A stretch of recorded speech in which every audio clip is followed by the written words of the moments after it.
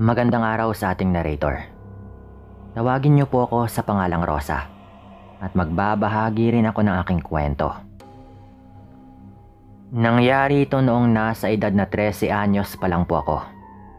Hindi ko na lamang babanggitin kung anong eksaktong lugar ng pinangyarihan ito. Basta, nasa bahagi po ito ng Kabisayaan. Ayon sa mga tumayong magulang ko dati, nakita lang daw nila ako sa may labas ng kanilang bahay. Maliit pa raw po ako noon at mga nasa 2 buwan pa lamang. Samantalang silang dalawa naman ay matanda na at halos mag-70 anyos na rin po noon. Dahil wala naman silang anak at hindi raw nila alam kung sino yung naglagay sa akin doon, dinala na lamang nila ako sa loob ng kanilang bahay. Magmula noon ay kinupkup raw nila ako at itinuring na parang totoong anak nila. Siya nga pala, tawagin na lamang ninyo sila sa pangalang Severino at Belinda. Naging mabait naman po silang dalawa sa akin. Pinaaral nila ako at ibinigay yung lahat ng aking mga kailangan. Ngunit naging mabilis po yung panahon para sa dalawa. At nakita ko kung paano sila unti-unting nanghina. Noong lumaon, naunang namayapa si Tatay Binong. Samantalang nanatiling nakaratay sa banig si Nanay Indang. Ito po yung tawag ko sa kanila. Isang pagkakataon, nagulat ako nang may tumungo sa aming bahay. Nagpakilala siyang Paulina at pamangkin daw siya ni Nanay Indang.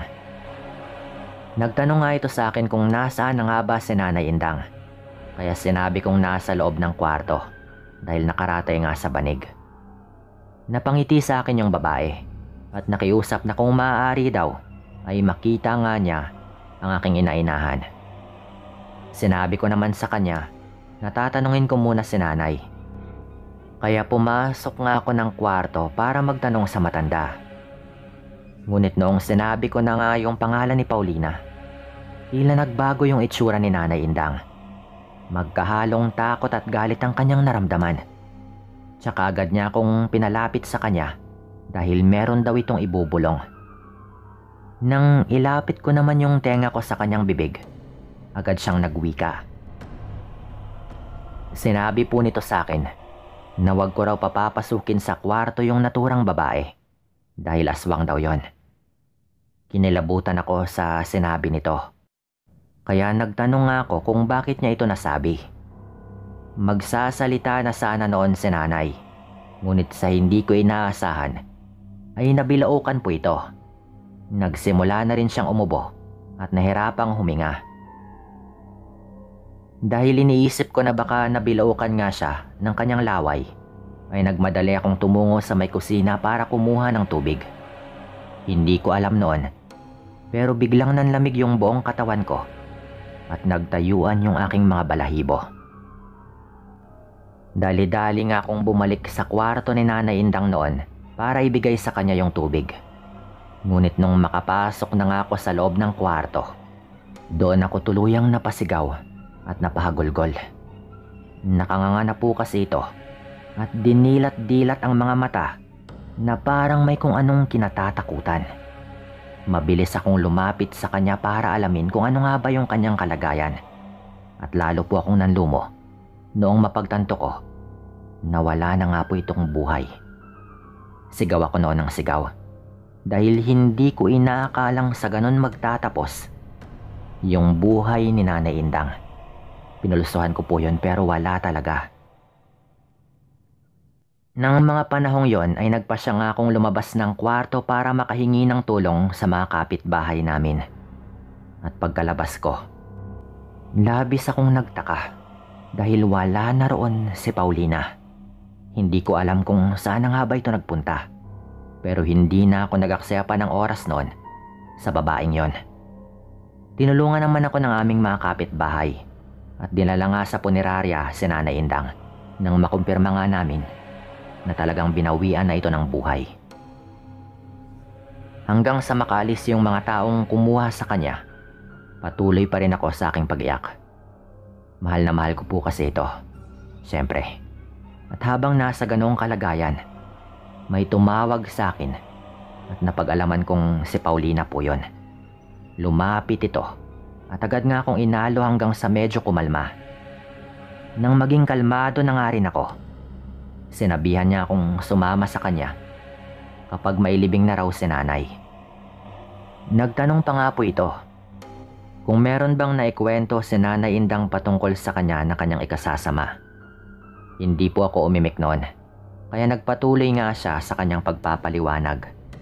Sinabi nito sa akin na nagkasamaan daw sila ng loob ng kanyang tiyahin dati at nais niya sanang magkaayos sila, kaya pumunta nga siya sa aming bahay. Ngunit hindi raw niya inaasahan na hindi na pala sila magkakausap. Dagdag pa nga nito, para makabawi raw sa kung anumang samaan nila ng loob, ay siya na raw yung kukup-kup sa akin. Pinag-isipan ko po noon ng gusto ang naturang bagay, lalo pa at may kung anong sinabi si nanay patungkol dito kay Paulina. Dumaan nga yung mga araw at tuluyan na ring nailibing si Nanay Indang. Dahil wala naman akong mapagpipilian, sumama nga po ako sa kanyang pamangkin. Unang apa ko pa lamang sa bahay nun, ramdam ko nang may kakaiba. Sobrang lansa po kasi ng loob. Kaya't ninais ko nga pong tanungin si Paulina, pero naisip kong baka magalit po ito. At dahil doon ay tumahimik na lang ako at hindi na pinansin yon. Meron din akong napansin roon na mga gamit na sa aking pagkakaalam ay sa mga ospital lamang makikita.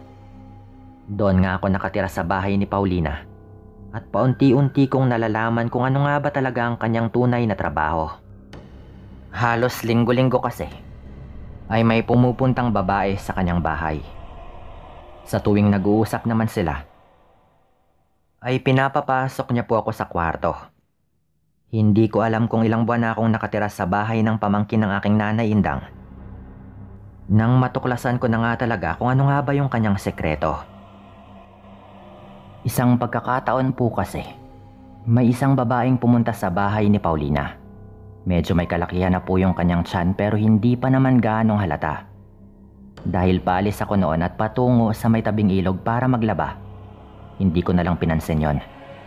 Umalis ako at tumungo sa may ilog para maglaba. At nang matapos nga ako, nagmadali na rin akong umuwi para isampay yung aking mga nilabhan. Saktong pagkarating ko noon sa aming bakuran, nakarinig ako ng pag-ungol ng babae at pagrereklamo nitong sobrang sakit daw ng ginawa ni Paulina. Dahil doon, nakuryoso nga ako at napasilip kung ano nga ba yung kanilang ginagawa. Subalit saktong pagkahagilap ko ng siwang, hindi na gumagawa ng ingay yung babae. Magkahalong pangingilabot at pagtataka ang nararamdaman ko noon. Lalo na nga nang makita kong nakahiga yung babaeng yon at si Paulina naman ay may hawak na parang karning lasog-lasog. Ang lalo pang nagbigay sa akin ng kilabot ay nang makita kong dinilaan po niya yon. Lumakas na nga noon yung kabog ng puso ko. Bumalik sa alaala ko yung sinabi sa akin ni Nanay Indang na huwag akong sumama kay Paulina dahil isa raw siyang aswang. Habang nakasilip ako, ramdam ko na umiinit yung aking hita.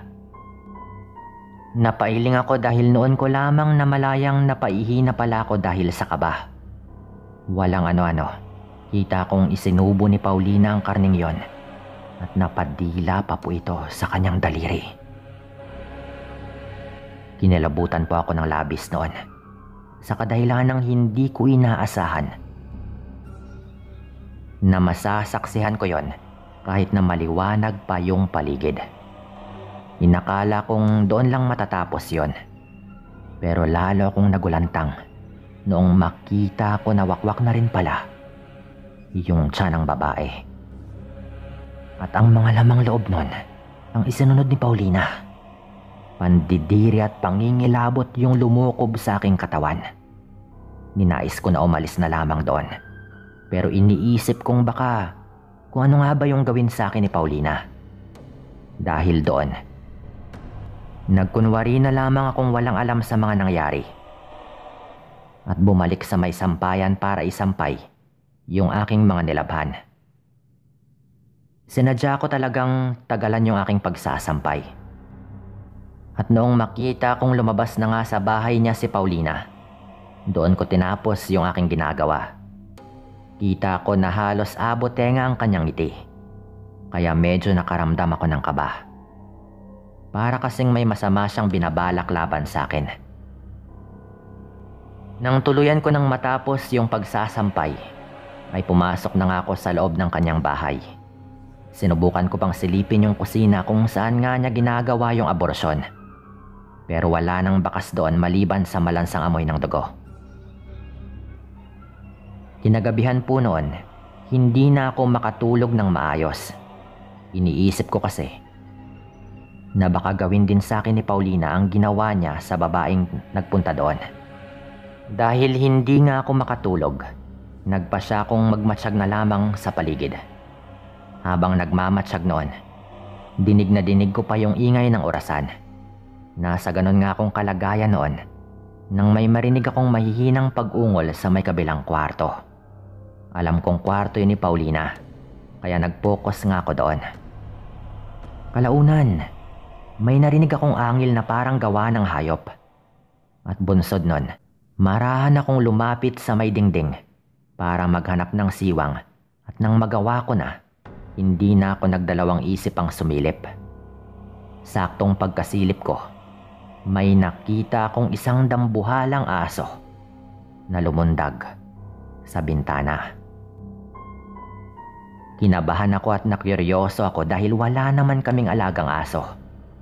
Ngunit tila nasagot yung aking mga katanungan sa aking isipan nang makita kong naroroon sa may sahig ang kasuotan ni Paulina. Noong mga panahong yon, hindi na ako nag-aksaya pa ng oras. Kahit panahating gabi na yon, ay napagpasyahan kong umalis sa bahay ng naturang babae. Wala akong naging pakialam kung habulin pa nito ako. Dahil ang tanging iniisip ko noon ay makaalis doon at makaligtas. Hindi ko dinala yung aking mga damit at maging yung aking sapin sa paa. Lumabas ako noon sa bahay ni Paulina at tumakbo na nga sa Karimlan. Dumiretso ako sa may ilog at doon ko naisipang dumaan. Kahit na hindi man ako sigurado sa aking gagawin noon, ay wala na rin akong pagpipilian. Nasa kalagitnaan ako noon ng aking pagtakbo nang makarinig ako ng mga yabag ng paa na animoy nakasunod. Upang hindi ako mahabol noon, hindi nga ako nag-aksaya pa ng oras sa paglingon doon. Dire-diretso lang ako sa aking pagtakbo, kahit pa na may naririnig na rin akong mga huni ng aswang sa paligid. Ipinagpatuloy ko noon yung pagtakbo. Ngunit nang dumating na nga ako sa bahaging may mga nakaharang na tinik, wala akong nagawa kung hindi yung saglit na tumigil. Sa hindi ko inaasahan, ay may pag-angil akong naririnig sa aking likuran. At bago pa man ako makagawa ng kung anong mga hakbang, nilundagan po ako ng naturang aso. Dahil sa kanyang ginawa, nahulog nga ako sa tubig. Mas lalo ako noong nataranta dahil hindi ako marunong lumangoy. Pilit kong iginalaw ang aking mga kamay sa pag-asang may mahagilap akong makakapitan. Habang nasa ganong sitwasyon nga ako, nakaantabay naman yung aso sa aking pag-ahon. Kalaunan, may nakapanga akong dulo ng kawayan. Kaya yun po yung aking ginamit para pang-suporta ko sa tubig. Dahil alam kong aatakihin ako ng aswang kung umahon ako doon. Nanatili na muna ako sa may tubig habang nag-iisip ng kung ano mang gagawin. Habang nasa ganong sitwasyon, may narinig akong ingay ng mga kalalakihan sa hindi kalayuan. Dahil doon ay sumigaw na nga po ako noon para makahingi ng tulong. Hindi man ako sigurado kung maririnig nga nila yung sigaw ko o tutulungan ba nila ako. Ngunit ipinagpatuloy ko pa rin yung pagsigaw. Habang ginagawa ko yon ay napansin kong naghanap din ng paraan yung aso para malapitan ako. At dahil doon, Tinawag ko nga siya sa kanyang pangalang Paulina. At sa hindi ko inaasahan, tumigil po yung asong yon sa kanyang ginagawa. Upang ilihis yung takot ko, minura ko ng pasigaw yung aswang na yon. Paulit-ulit kong ginawa yun hanggang sa makita kong may paparating sa bahagi kung saan kami naroroon. Alam kong yun na nga po yung mga nag-iingay na naririnig ko, kaya humingi ako ulit ng tulong. Inilawan nga nila yung paligid, at nang tumama yung liwanag ng kanilang flashlight sa kinatatayuan ng aso, ay nagmadali pong umalis yon, na parang natakot. Humangos naman yung mga kalalakihang yon at agaran po akong tinulungan. Napag-alaman ko, napauwi na rin sana sila nang makarinig nga sila ng humihingi ng tulong. Ganoon na lamang yung aking pasasalamat sa kanila dahil nagawa nga nila akong iligtas mula sa aswang na iyon. Inilahad ko rin sa kanila na nakatira ko sa bahay ni Paulina at sinabi ko kung ano nga bang ginagawa nito sa mga sanggol na pinapalaglag ng mga babaeng lumalapit sa kanya. Halos lahat po sila noon ay napamura dahil sa aking mga sinabi. Matagal na raw kasing haka-haka na aswang talaga yung aborsyonistang yon at wala nga lang matibay na ebidensya laban dito. Dinala nga nila ako sa bahay ng kapitan doon. Ikuwento ko yung nangyari at pinatawag naman ng kapitan ang kanyang mga tanod at pinuntahan nila yung bahay ni Paulina. Ngunit hindi na raw bumalik pa yung babae roon at marahil daw ay napag-alaman niyang nabunyag na nga ang kanyang lihim. Sa ngayon ay malayo na ako sa lugar na iyon. Hindi ko na po ididetalye yung iba ko pang naranasan pagkatapos nun. Basta't yung akin lang na masasabi ay iginapang ko po talaga yung sarili ko para mabuhay kahit mag-isa lang. Dito ko na rin po tatapusin ito at maraming salamat po sa inyong lahat.